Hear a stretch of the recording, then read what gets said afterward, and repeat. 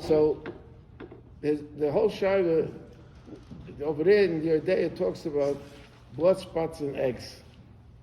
So the emes is that a blood spot in egg is not so everyone knows that if there's a blood spot in the egg, you throw out the egg. But in Shulchan Aruch, it talks already that it depends. Depends where the blood spot is. It's not so simple. If it's where the white, the yolk, that gets connected with the yolk, so then it's not no good. But if it's something else, so apidin it would be kosher even. But we're not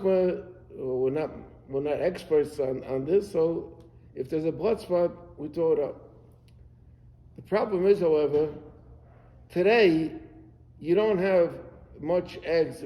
People that buy eggs, you don't find much people that buy eggs, and the eggs should have blood spots. Why is it? So, like I explained yesterday, because in a farm usually they had a male and a female from the chickens. They had a rooster, which is a male, that's the king, and then they had a female, which was the hen. The hen lays the eggs, but they have relationship between them. They have their way of relationship, and that is what creates the egg. And the blood spot has to do with maybe with producing a chick from the egg. Today, it's not that way. A farm that deals with eggs, an egg farm, has chickens stuck in it, but the egg is not produced from a male chicken, but it's produced another way. It's talking about it in Shulchan Aruch. So I brought over here. There's a sefer on Yeridea known as Darkei Tshuva. Darkei Tshuva is a few volumes. It was written by the Munkach Rebbe. There was one of the Rebbes was the Minchas Alaza, and one of the Rebbes was the Darkei Tshuva. So in the Mechaber in Yeridea, it says Beitzim Hamuzores. Beitzim Hamuzores means like strange eggs. So and it touches up. Peter's Shenifsudu, they got spoiled, but they say that means the eggs that we have today. In other words, that's not created by a zachar, it's created by heat. The heat up the chicken, the egg can produce the chicken. Huh? What is Safna Diara? That's Safna Diara. That's That's Safna, in the Gemara it's Safna Diara, and the Shulchan Aruch calls it Beitzim HaMuzaros. They say it's the same thing. So he says, Afilu Yoshua, this is the Mechaber. Afilu Yoshua Tanagoyes Aleim Yomim Harbe, even if the chicken sat on it, so when the chicken sits a certain amount of time, normally on an egg, the egg produces a chick. Mutter le'ocham, you gotta eat it. Ubevad sheyizek adam. That means that this: if in such an egg you found a blood spot, which is not common, but if you found a blood spot, so you have to take off the blood spot and throw it out. So if you're at home today, Marshall, and you have a question, people call me sometime. I ask them a question. My question is: did you buy regular eggs that you paid, let's say, $1 a dozen, or did you buy organic eggs that you paid $3-4 a dozen? My nafkamina, if it's what difference does it make if you pay more, pay less? It's very simple. An organic egg is an egg that is made from a zocher and a nekeva together. And the eggs that we have today is not made from, so if there would be a non-organic egg, like the ones that we buy today, so it's not common even to find it. But if there is a blood spot, for some reason it happened, so then all you have to do is throw it out. Why? Because it's moss. As I said, it didn't buy a regular egg from an organic egg. Over there, you throw out the whole egg. Now, he brings another thing. Mutter lecha beitzim tzuliyas, afapi she'enam yicheles libodik. In other words, you could eat, let's say, cooked eggs, even though you can't be boidik it. And the Ramah says, "V'chein ein tzorach livdek habeitzim im yesh b'em dam, the soimchem aroi beitzim she'ein b'em dam." Like I explained to you, because the most eggs today that we have are ein b'em dam. So you're right.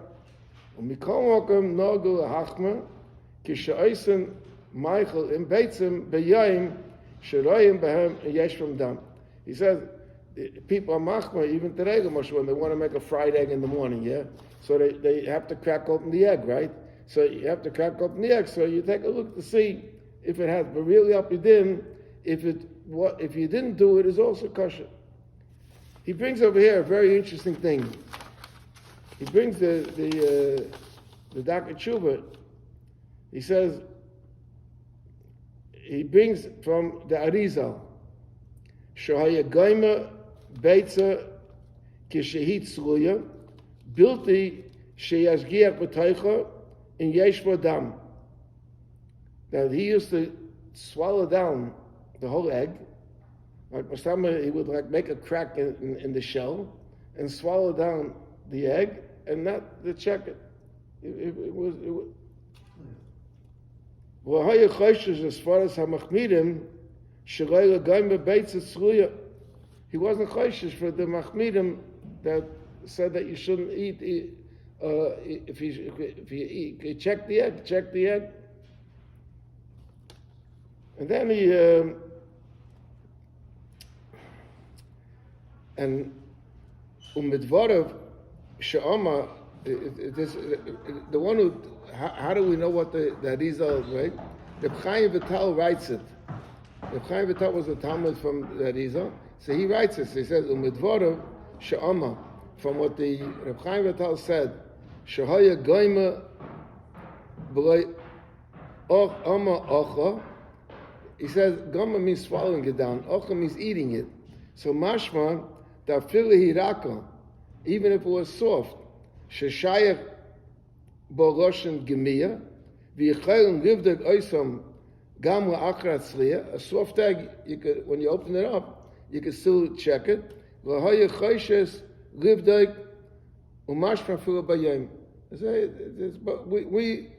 gotta don't do that exactly, but you see how that now he brings a very interesting story. He brings the thing over here.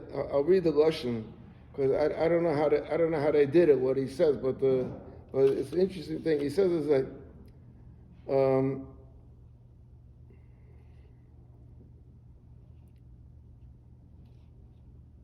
He's reading from the Knesset G'dayla that says, "Shekosha sheyesh b'nei Adam." There are people she'enam oichen beitzim muvushalis im loy shabbat kan kaidem bishul. You hear what they did? When it's cooked already, so you don't have to be boidik because you can't really see the problem. They were boidik before they cooked it. Now, question: how were they boidik before they cooked it? So listen to what he says over here.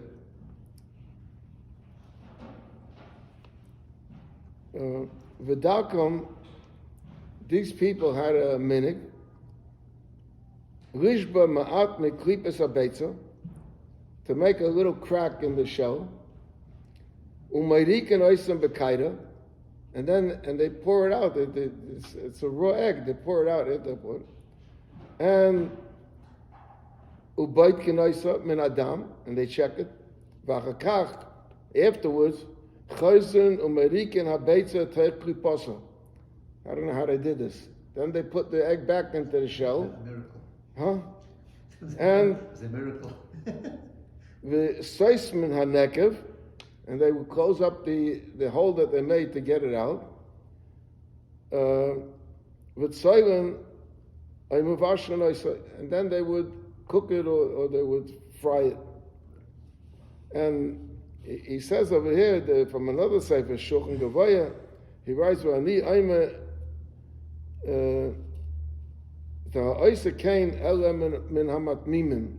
In other words, it's strange people that do this, and it's not necessary to do it. But you see how people were nizar in these things.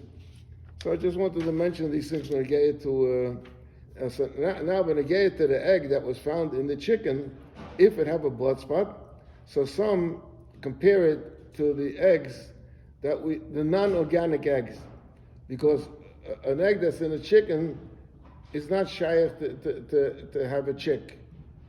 So my boss not shaykh to have a chick, so it's not. It's mutter, but you throw out the piece of blood that you throw out, and the rest of the egg you could use. Okay. Now we'll go to the next sieve. He said, "Bosses shor shleisha mesras." We learned already before that the malicha, that the meat has to be salted within 3 days. If it wasn't salted within 3 days, then it has to be soaked. In other words, it should have its softness, because otherwise it will become hardened, and salt will not take out the blood. So he says, if it waited 72 hours, also lebishul ela imkain nishra beintaim, not unless it was soaked in between the 3 days. Like I told you that years ago, when they used to shech in the Midwest and bring the meat to the east, so they used to have a stop. One of the stops was in Buffalo. In fact, by the stop in Buffalo, the Rav that officially was in charge of it, his name was Rebbeinu Zuckerman. Rebbeinu Zuckerman was a Galitzana Yid, a big Talmud Chacham, a very big Talmud Chacham. He was a Mechutin in Lubavitcher, was Rabbi Rifkin, my Rebbe in Tervidas, Rabbi Rifkin, or Lubavitcher. Rabbi Rifkin's son Sholem was married to Zuckerman's daughter. And B'Shas, in Lubavitch, they were looking for a Rosh Hashiva. After Tafshin Yud, they were looking for a Rosh Hashiva then. He came to give a shir. And the Tzibachim weren't excited about his shir. The Rebbe inquired what happened with Reb Zuckerman that came to give his shir. So they told the Rebbe that the Bachum, he didn't hit it off with the Bachum. So the Rebbe said, "Ich verstehe ihn nicht. Was hat gedacht sagen als shir? He should have put down his Sforim on the table. He wrote Sforim. And he said, das bin ich. Kach shemaiti." Okay, now there's a shaila. What happens, what is the din if it wasn't 3 days without malicha? So then you have to, the eitzah is then to do tzri. Just like by the liver, we do tzri. So by this bosses shashak gimel yam b'rei malicha, we do tzri. That a shaila, are you allowed to cook it after you do tzri? Because are we choishes that maybe not all the blood came out in the tzli, and b'meila, so that the shaila, if you're going to cook it, it could become a shaila of dam shebishla. So the halacha is that l'ratchila you shouldn't do it, but if you did it, it's mutter. So they say that when does this shaila really apply? Many times you ask them, what is it negeya? Like yes, who cooks meat after? So they say it's a beferish din of Shulchan Aruch, and it's negeya to that din. The din is that Pesach at night you're not allowed to eat tzli. You're not allowed to eat any roast meat. Not even tzli Moshe like was roasted on the fire. Even if it's tzli keder.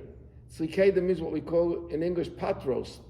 In other words, there's no a lot of water. It's not cooked, but you put the meat in and it cooks in its own juice.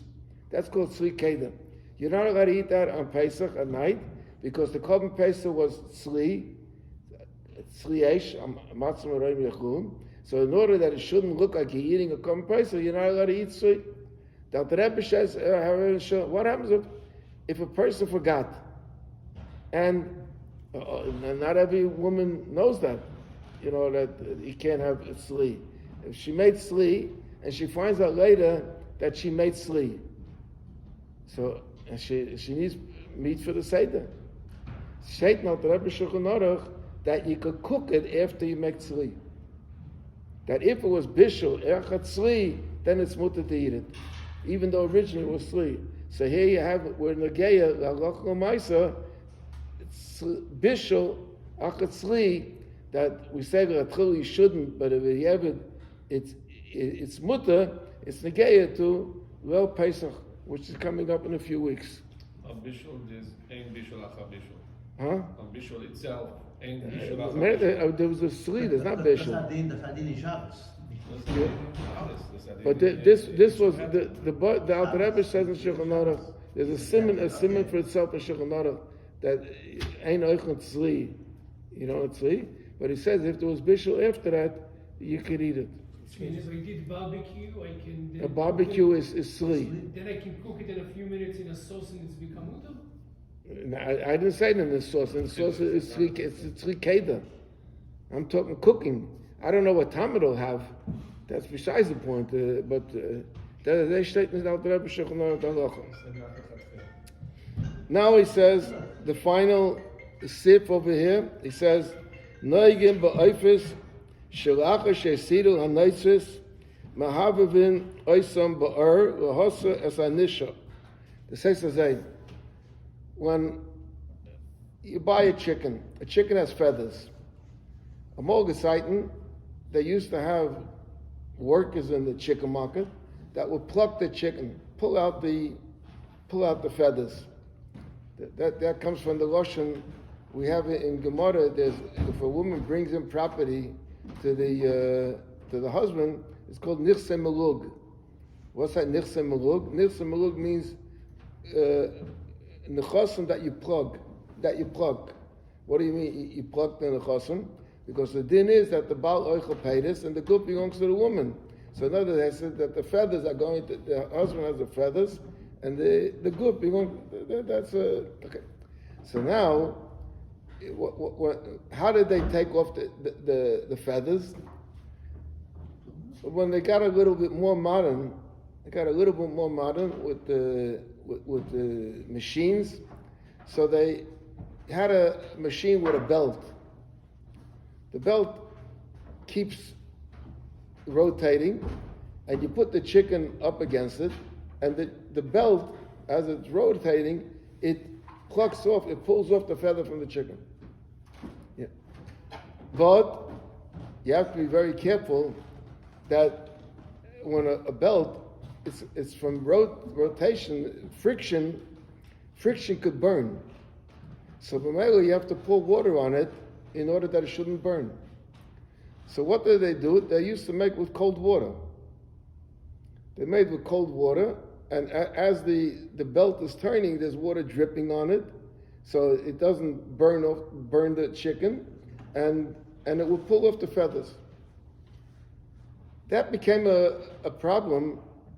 There were other people that didn't like a cold feather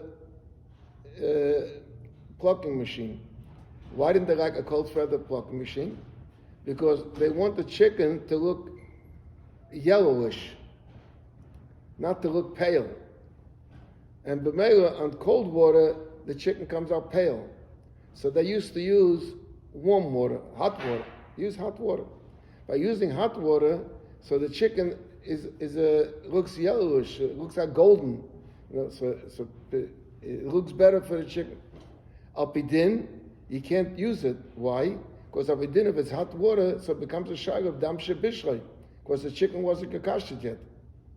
So there was a lot of trouble. There was a ma'aser in California with a rav that gave a hechsher on a chicken market, on a live chicken poultry market, and in that place over there they used hot water. There was another Rav, I don't want to say names. I knew both the Rabbanim. There was another Rav in the city that fought him. that fought him, and it ended up going to court. When it came to court, so the lawyer from the Rav that fought him, the other Rav Tainid, that it's not hot the water. So the lawyer challenged him to tell us what degree is the water and how long it takes to pluck off a chicken, let's say 3 minutes. That he should put his hand in a kegel with hot water in that degree, and he did it, and he couldn't hold his hand in the water. So remember that stopped that cold water. But after you take off the feathers from the chicken, after you take off the feathers, there's little feathers that still remain on them. Little pieces, like, I don't know what they call them in English, but in Yiddish it's called penkis. So you have to get those penkis out. How do you get those penkis out? So this is what he's saying over here. They had a gas, a burner, and they would move the chicken over the gas, and that would burn off the penkis. So he says, Noigen ba'oifis shu'acha she'sidu ha'noitzis. After they took off the feathers, mahavavim oisam ba'ar, you move them across the fire, l'hoser es hanisha, to remain those little pieces from the end of the feather that remained in the chicken that didn't come out. You want to get it out. That's how they got it out. Utzrichen lizoyer, you have to be careful.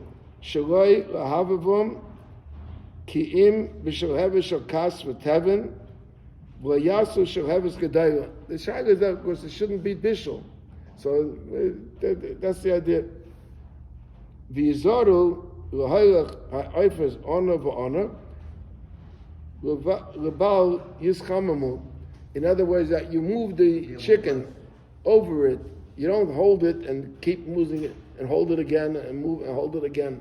But you keep moving it back and forth in order that it shouldn't heat up, because if it heats up, then a shayla from dam shabishloi.